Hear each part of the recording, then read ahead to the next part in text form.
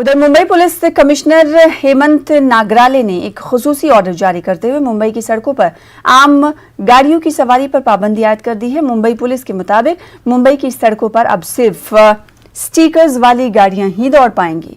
Mumbai police ने 3 रंगों के स्टिकर्स जारी किए हैं। इनमें पीला रंग का स्टिकर जरूरी सर्विसेज के लिए होगा।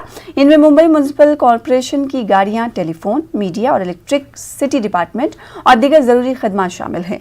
जबकि लाल रंग का sticker doctor, nurse, medical staff और मेडिकल सप्लायर गाड़ियां उनमें शामिल होंगी। जबकि हरे रंग के स्टिकर्स वाली गाड़ियां सिर्फ फल, सब्जियां और दूध जैसी जरूरी अशिया की सप्लाई के मुतालिक होंगी। मुंबई पुलिस कमिश्नर हेमंत नगराले की हिदायत के बाद मुंबई पुलिस एहलकार ने गाड़ियों पर कलर कोडेड स्टिकर्स लगाने का काम शुरू कर दिया है।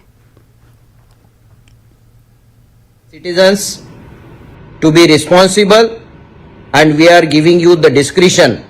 So please examine whether you fall into any of this red, green and yellow category, and please fix the sticker on your vehicle and then come out on the road.